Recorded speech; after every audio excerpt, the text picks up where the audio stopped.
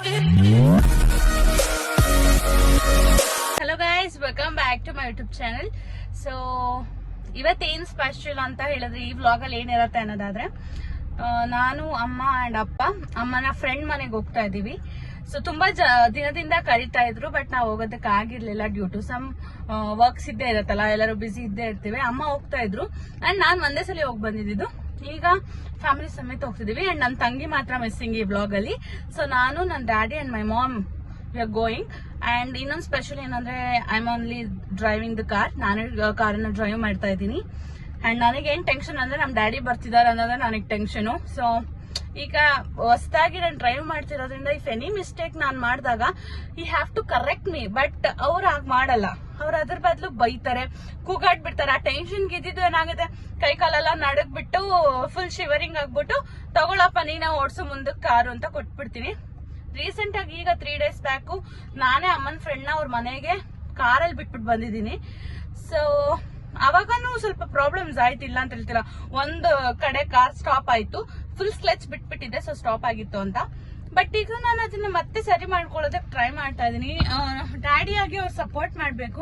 In fact ಅವ್ರು ಭಯ ಪಡಿಸ್ತಾರೆ ಅಷ್ಟೇ. ಇವಾಗ ಈ ಕಂಪ್ಲೀಟ್ ವ್ಲಾಗ್ ನೀವೇ ನೋಡಿ ಅವ್ರು ಎಷ್ಟು ಕಿರ್ಚಾಡ್ತಾರೆ ಅನ್ನೋದನ್ನ. ಸೊ ಇಂಥವ್ರ ಹತ್ರ ಕಲಿಯಕ್ಕಾಗುತ್ತಾ ಕಾರ್ ಅನ್ನೋದನ್ನು ನೀವೇ ಹೇಳ್ಬೇಕು ನನ್ಗೆ. ನೋಡೋಣ, ಇರಿ ಬರ್ಲಿ. ನಮ್ಮ ಅಮ್ಮನ ಮುಂದೆ ಕುಣಿಸ್ಕೊಂತೀನಿ, ನಮ್ ಡ್ಯಾಡಿನ ಹಿಂದೆ ಕಳಿಸ್ತೀನಿ. ಹಿಂದೆ ಕುತ್ಕೊಂಡ್ರೆ ಟೆನ್ಷನ್ ಆಗುತ್ತೆ, ಇನ್ ಪಕ್ಕದಲ್ಲಿ ಕುತ್ಕೊಂಡ್ಬಿಟ್ರೆ ಇದ್ದು ಟೆನ್ಷನ್ ಆಗ್ಬಿಡುತ್ತೆ. ಸೊ ಲಕ್ಸಿ ಅಲ್ಲಿ ಹೋಗೋಣ, ಅಲ್ಲಿ ಹೋಗಿ ಏನ್ ಮಾಡೋದು ನೋಡೋಣ. ನಾನು ಇನ್ಫ್ಯಾಕ್ಟ್ ಬೇಡ ಕಾರ್ ಓಡಿಸೋದು ನಮ್ ಡ್ಯಾಡಿ ಇದ್ದಾಗ ಅನ್ಕೋತೀನಿ. But I need a practice ಅನ್ನೋದು ಬೇಕು ನನಗೆ. ಅದಕ್ಕೋಸ್ಕರ ನೋಡೋಣ. ಈಗಲೇ ಟೆನ್ಷನ್ ಆಗಿದ್ದೀನಿ. ನೋಡೋಣ ನಮ್ ಡ್ಯಾಡಿ ಬರ್ತಿದಾರೆ ಅಂತ ಏನ್ ಮಾಡ್ತೀನಿ ಅಂತ.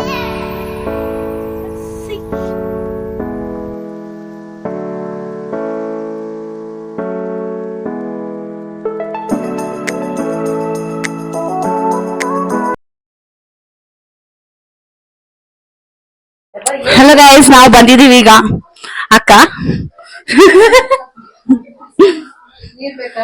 Hi aunty. ಪರವಾಗಿಲ್ಲ ಬಿಡಿ. ಪಾಪ ಗೈಸ್ ನಮ್ಗೋಸ್ಕರ ಎಷ್ಟು ಕಷ್ಟಪಟ್ಟು ಅಡಿಗೆ ಮಾಡ್ತಿದ್ದಾರೆ. ನಿಮ್ಮ ತೋರಿಸಿಲ್ಲ, ಬರೀ ಇದೆ. ಆಂಟಿ ಮನೆಗೆ ಹೋಗಿದ ತಕ್ಷಣ ತಿನ್ನೋದಕ್ಕೆ ಅಂತ ಬಿಸ್ಕೆಟ್ಸು ಮತ್ತು ಮಿಕ್ಸ್ಚರ್ಸ್ ಎಲ್ಲ ಕೊಟ್ಟರು. ಸೊ ಅದನ್ನು ತಿನ್ಕೊಂಡು ಹಾಗೆ ಮಾತಾಡ್ಕೊಂಡು ಕೂತ್ಕೊಂಡ್ವಿ.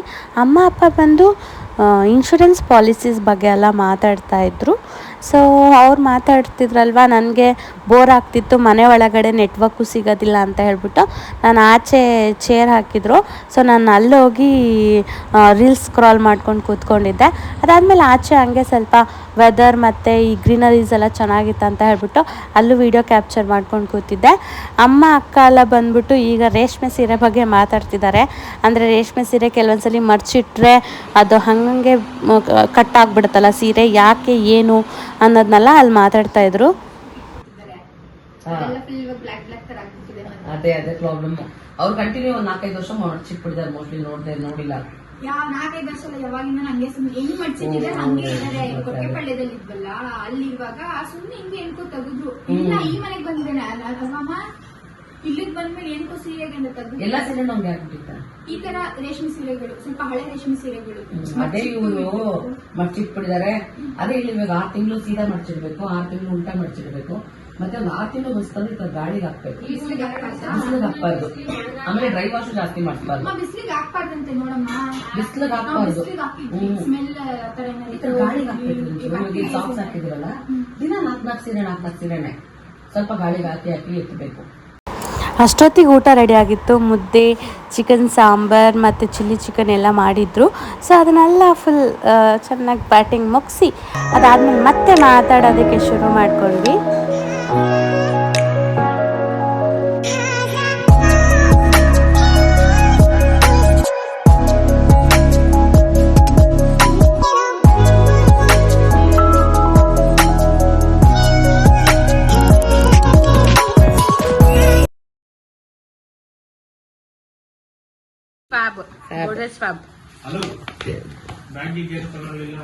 ಕೈ ಹಿಡ್ಕೊಂಡಾಗ ಹಾಕೊಳ್ಳೋಣ ಕಾರ್ಗೆ. ಅಲ್ಲಿಂದ ಮನೆಗೆ ಇದೊಂದಕ್ಕೋಸ್ಕರ ಡಿಮಾರ್ಟ್ ಹೋಗ್ಬೇಕಾ? ಕಮ್ಮಿಗೆ ಸಿಕ್ಕೈತಲ್ಲ. 2 ಲೀಟರ್ 99 ರೂಪಾಯಿ 2 ಲೀಟರ್. ಶಿವು ಮಾಡಿ ಮೇಲೆ ಹೋದ ವಾಕ್ ಮಾಡಕ್ಕೆ. ಮತ್ತೆ ಊಟ ಎಲ್ಲ ಮುಗ್ದಾದ್ಮೇಲೆ ಸ್ವಲ್ಪ ಆದಮೇಲೆ ಸ್ಪ್ರೈಟನ್ನು ಕೊಟ್ಟರು.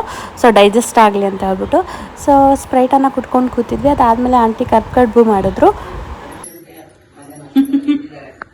ಮತ್ತೆ ನೋಡಿ ಏನಂತ ಏನ್ ಮಾಡ್ತಿದ್ದೀರಾ? ಕರ್ಗಡ್ಬು ಹಂಗಂದ್ರೆ ಕರಿಯೋದು ಕಡುಬು ಮಾಡಿ ಕಡುಬು ಮಾಡಿ ಕಡಿಯೋದು ಏನೋ ಗೊತ್ತಿಲ್ಲ ಬಿಡಿ, ನೋಡ್ತೀನಿ. ಕರ್ಜಿಕಾಯ ಕರ್ಜಿಕಾಯಿ ತರ ಕರಿಯೋದು ಕರಿತೀವಿ ಅವಾಗ. ಏನು ಸ್ಮೆಲ್ ಬರ್ತದೆ ಸೀಮೆಣ್ಣೆ ತರ. ಓ ಇದೇನಿದು ಎಣ್ಣೆ? ನೋಡಿ ಅದೇ ಅದು ಲೀಕ್ ಆಗ್ಬಿಟ್ಟಿದೆ ಅಂದ್ರಲ್ಲ.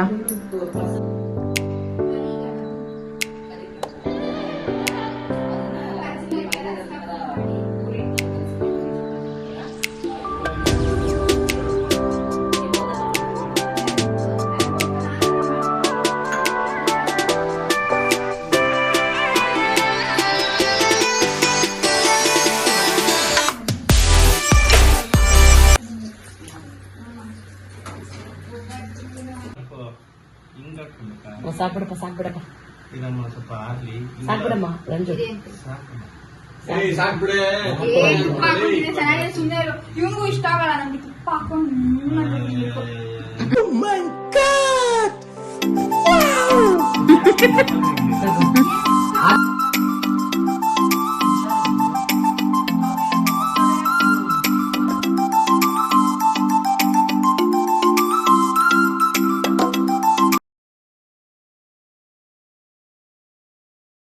ಗಾಯ್ಸ್ ಟೈಮ್ ಬಂದು ಆಲ್ಮೋಸ್ಟ್ 6 o'clock ಆಗ್ತಿತ್ತು ಈವ್ನಿಂಗ್.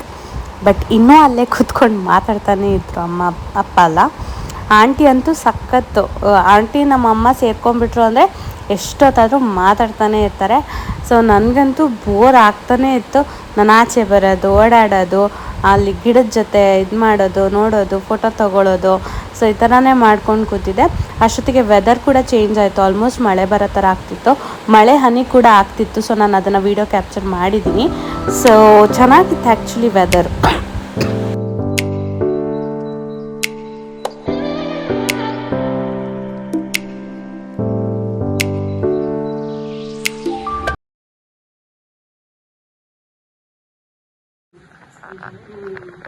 ನನ್ಗೆ ಹೆಣ್ಣು ಇಷ್ಟ ಆಗಿದ್ದಾರೆ. ನನ್ಗೆ ಆಲ್ರೆಡಿ ಮದ್ವೆನೇ ಆಗೋಗಿದೆ.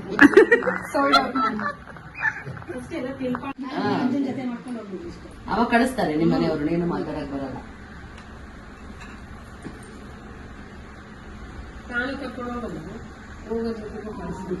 ಬಿಟ್ಬಿಟ್ಟು ಮಾಡ್ಕೊಂಡ್ ಬನ್ನಿ.